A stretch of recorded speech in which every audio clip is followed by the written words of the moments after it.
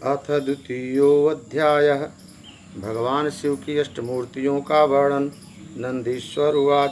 शृणुतात महेशस्यावतारान् परमा प्रभो सर्वकार्यकरान् लोके सर्वस्य सुखदां मुने तत्संभो परेशस्य मृमूर्तष्टमयं जगत् तस्मिन् वापस्तं विश्वं सूत्रे मणिगणाय। नंदीश्वर कहते हैं कि हे भोलेनाथ, अब भोलेनाथ की कृपा से समस्त प्राणियों को सुख प्रदान करने वाले तथा लोक के संपूर्ण कार्यों को करने वाले उनके दूसरे अवतारों के बारे में सुनिए। यह सारा संसार भगवान शिव की उन 8 मूर्तियों का ही स्वरूप है। उस मूर्ति समूह में व्याप्त होकर विश्व उसी प्रकार स्थित है जैसे सूत्र में पिरोई हुई मणियाँ।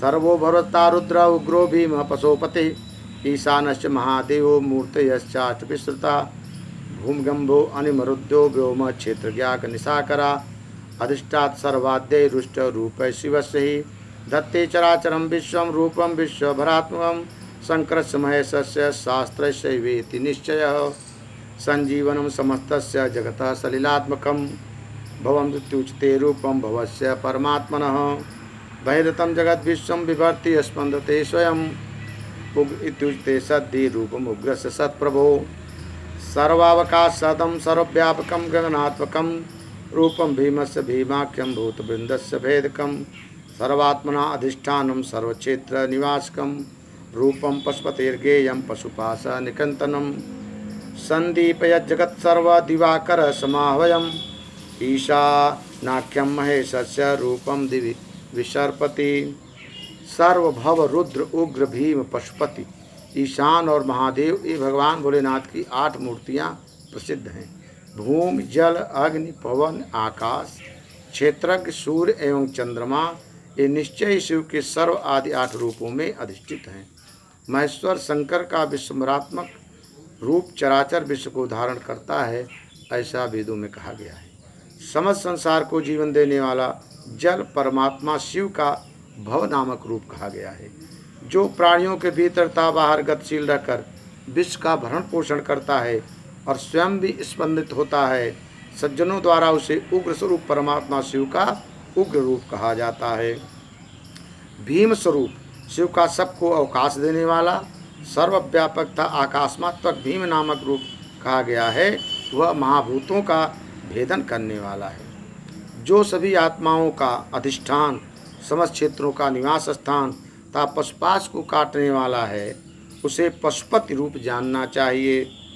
सूर्य नाम से जो विख्यात होकर संपूर्ण जगत को प्रकाशित करता है और आकाश में भ्रमण करता है, वह महेश का ईशान नामक रूप है। आप्यायाति यो विश्वम अमृता शून्य साकर महादेवेश तद्रूपम महादेवस्य चावयम आत्मा तस्यात्म रूपम शिवस्य परमात्मन व्यापिकेत मूर्तीनां विश्वं तस्मात् शिवात्मकं शाखा पुष्यन्त वृक्षस्य वृक्षमूलस्य सेचनात् तद्वदस्य वपुर्विश्वं पुष्यते च शिवार्चनात् यथेहं पुत्रपौत्रादि प्रीता प्रीतो भवेत् पिता तथा विश्वस्य संप्रीता प्रीतो भवति शंकर क्रियते यस्य कस्यापि देहिनो यदि निग्रह अष्टमूर्तिर्निष्ठं तत्कृतमेव न संशयः अष्टमूर्त्यात्मना विश्वमधिष्ठाया सहितः शिवं भजस्सर्वभावेन रुद्रं परम कारणम् इति प्रोक्ता स्वरूपास्ते विधिपुष्टात् विस्तृता सर्वोपकार निरताः सेव्यास्त्रेयोर्तिभिर्निर्भरैः। जो अमृत के समान किरणों से युक्त होकर चंद्र रूप में सारे संसार को आप्लावित किए हुए है, महादेव शिव जी का वह रूप महादेव के नाम से प्रसिद्ध है।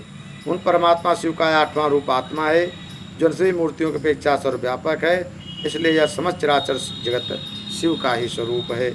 जिस प्रकार वृक्ष की जड़ को सींचने से उसकी शाखाएं पुष्ट होती हैं, उसी प्रकार शिव का शरीरभूत संसार शिवार्चन से पुष्ट होता है।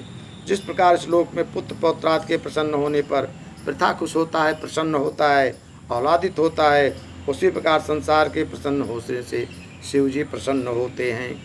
यदि किसी के द्वारा जिस किसी भी शरीरधारी को कष्ट दिया जाता है, किसी को परेशान किया जाता है, दुख दिया जाता है, तो मानो अष्टमूर्त शिव का ही वह अनिष्ट किया गया है, इसमें संशय नहीं। इसलिए किसी को दुख नहीं देना चाहिए।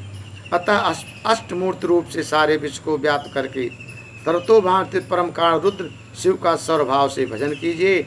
हे सनत कुमार, हे ब्रह्मा के पुत्र, इस प्रकार मैंने आपसे शिव के प्रसिद्ध 8 स्वरूपों का वर्णन किया है और अपना कल्याण चाहने वाले, संसार का कल्याण चाहने वाले सभी मनुष्यों को भगवान के इन रूपों की उपासना करनी चाहिए।